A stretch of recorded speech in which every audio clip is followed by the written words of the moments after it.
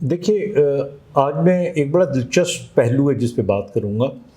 اور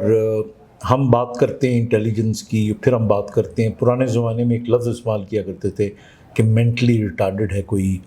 بعض اوقات ہم کہا کرتے تھے کہ امبیسیل ہے کوئی،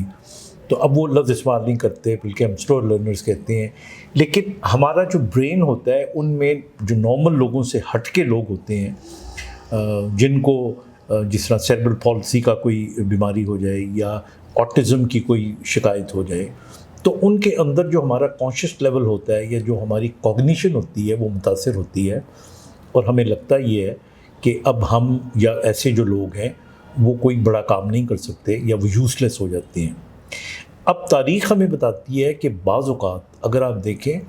ہمارے برین کے اندر جو کنیکشنز بنتے ہیں وہ بعض اوقات ایسے برینز کے اندر جن کو ہم سو کولڈ ٹوٹا ہوا برین کہتے ہیں یا ڈیزیز برین کہتے ہیں، ایسے کنیکشنز بن جاتے ہیں، سرکٹس بن جاتے ہیں کہ ان لوگوں کے اندر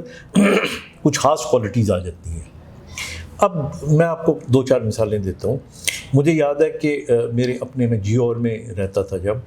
تو ہمارے اس علاقے میں ایک لڑکا تھا، اور میں اس کا نام نہیں بتاتا، اور اس کو یہ تھوڑا سا عارضہ تھا ذہن کا، تو ظاہر ہے وہ پھر اسکول بھی نہیں گیا اور کہیں بھی نہیں گیا۔ اور اب اس کے اندر ایک خوبی یہ تھی کہ جب اس سے آپ پوچھو نا کہ مثال کے طور پہ 12 ستمبر 1894 میں کون سا دن ہوگا، تو وہ 3 سے 4 سیکنڈ لیا کرتا تھا اور وہ فوراً بتا دیا کرتا تھا کہ یہ فرائیڈے یا سیٹرڈے جو بھی تھا، تو ہی یوز ٹو ٹیل، اور وہ ہمیشہ کریکٹ نکلتا تھا۔ اور کئی دفعہ میں اس کو ایک دفعہ میں ٹی وی پہ جب پروگرام کرتا تھا اسپیشل بچوں کا، تو اس پروگرام میں اس کو لے کے گیا اور میں نے ڈیمونسٹریٹ بھی کیا کیلنڈر سامنے رکھ کے، اور اس کے سارے آنسر ٹھیک تھے۔ اب ویسے وہ پڑھ نہیں سکتا تھا، وہ لکھ نہیں سکتا تھا، لیکن یہ ایک کوالٹی اللہ تعالیٰ نے اس کو دی تھی۔ ایک دو اور مثالیں آپ کو میں دیتا ہوں۔ آپ نے ہمارا اس کا آفتاب اقبال صاحب کا پروگرام دیکھا ہوگا، اس کے اندر وہ ایک شخص کو لے کر آئے تھے جس کو یہ کہا جاتا تھا کہ اگر ایک آدمی روز 3 کپ چائے کے پیتا ہے تو یہ بتائیں کہ 55 سال کے اندر وہ کتنے کپ چائے کے پی لے گا، اور وہ کچھ ہی سیکنڈز کے اندر کیلکولیٹ کر کے آپ کو بتا دیا کرتا تھا، اور عام طور پہ وہ بھی صحیح ہوا کرتا تھا۔ اب آپ دیکھیں کہ ایک طرف ایک شخص آپ کو سائن ٹائپ لگ رہا ہے، یا لگ رہا ہے کہ یہ ذہنی طور پہ شاید اتنا ہوشیار نہیں ہے، بٹ دس کیپیسٹی جو ہے یہ اتنی ہائٹ پہ چلی گئی۔ اسی طرح مجھے یاد ہے کہ ہمارے ایک آٹسٹک بچی تھی، تو اس کے والد نے مجھے کہا کہ جی یہ ڈرائنگز بڑی اچھی کرتی ہے، اور پھر ہم نے الحمرہ ہال میں اس کی پینٹنگز کی باقاعدہ نمائش کرائی، اور اس کو دیکھ کے اس پہ وہ اینگل ہوا کرتے تھے، مطلب بیکاز وہ دنیا کو ایک ڈفرینٹ اینگل سے دیکھ رہی تھی، جو ایبسٹریکٹ بھی تھا اور ناول بھی تھا، اور بہت سے لوگوں نے اس کی بہت تعریف کی، اور بہت سی اس کی پینٹنگز بھی کی۔ وہ باقی چیزوں میں بہت پیچھے تھی، وہ لکھ نہیں سکتی تھی، وہ پڑھ نہیں سکتی تھی، but she could make a very good painting and a meaningful painting. پھر اسی طرح آپ اگر تاریخ میں چلے جائیں تو آپ کو بہت سے ایسے لوگ ملیں گے